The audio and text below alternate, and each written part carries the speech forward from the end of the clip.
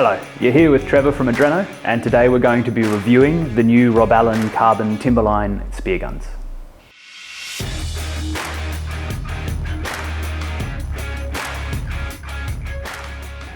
The two examples I have here for you today are a 900 roller Timberline gun, as well as a 1200 standard Timberline gun.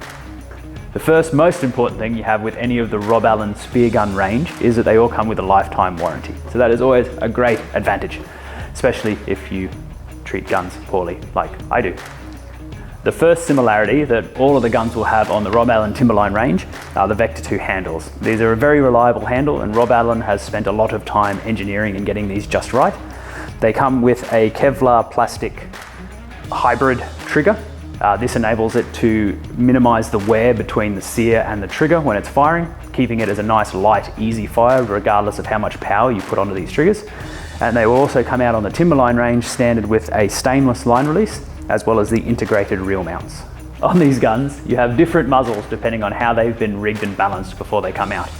On the standard guns, there are two options that they will come out with. One is like this gun here, the Rob Allen semi-closed muzzle, or you can get the Rob Allen open muzzle. These are made with a high nylon content plastic to make them very durable, very light, and also very strong. Next, we have the Rob Allen roller muzzles on the Rob Allen Timberline roller guns. These are a highly engineered and well-built roller muzzle. They come with ceramic bearings, and this stops them from wearing on themselves like stainless bearings will and reducing their productivity and efficiency over a period of time.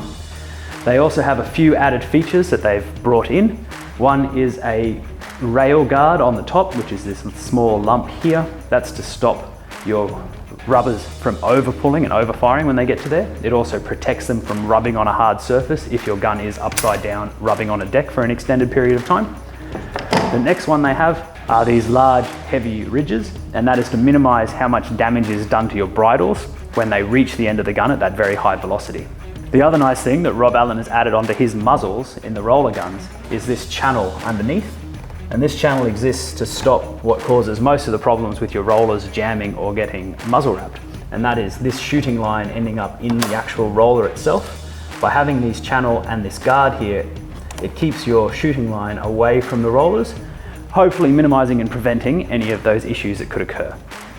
There is also the D-shackle underneath, which allows you to have a good, strong line guide that won't get cut from the friction of the shooting line.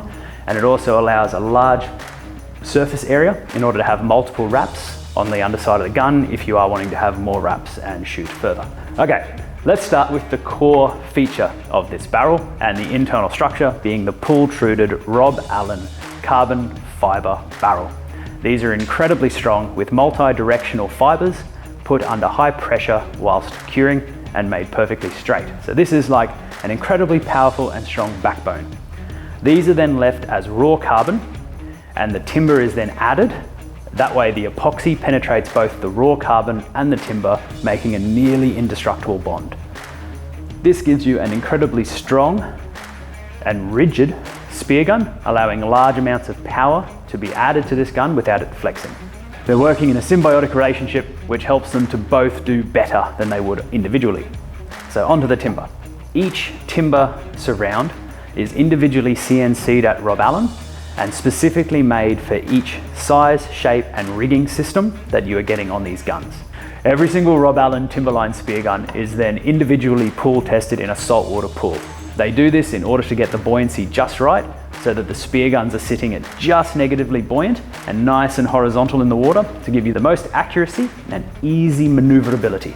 So, to show you an example with the two guns we have here. One of them is a roller, and on the roller gun itself you will notice that the timber is much thicker as well as much denser and wider. This is to allow more buoyancy because this particular gun has more components like the reel, the roller muzzle, and a heavier shaft. So this allows for more buoyancy in order to balance this gun out in the water. Now we go over to the standard gun, and you will notice that because this gun is longer and using a slightly thinner shaft and normal rubbers and a lighter muzzle, it's a much thinner piece of timber, and it's also a lot narrower, particularly towards the front of the gun. This is again to balance out the gun, as this one doesn't need quite as much buoyancy as it has less parts, and you also have a lot more buoyancy inherent in the tube because it is longer, giving you more volume. After the timber is bonded to the carbon fibre barrel, it is then sealed with teak oil.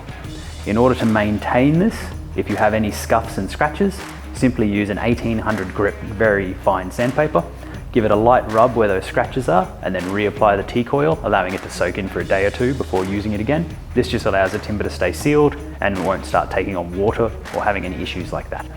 When sanding the timber, just be very careful not to actually scratch the epoxy of the carbon barrel, as this will start to damage your carbon. The other thing they do to add mass to these guns in order to give you even more accuracy, as well as dispersing that recoil force, is lead weights behind the muzzle and lead weights in the handle.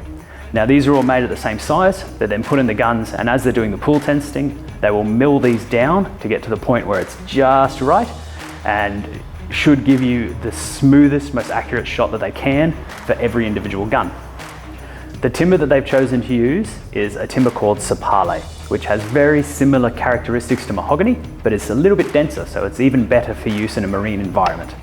The reason for the elliptical shape of the gun, and another reason for the wider shape on the roller, is to give you a more hydrodynamic shape for cutting through the water, allowing that edge to then push the water out and around your large rubbers. You've probably noticed on a standard roller gun, as you move it through the water, you get a lot more rubber fluttering.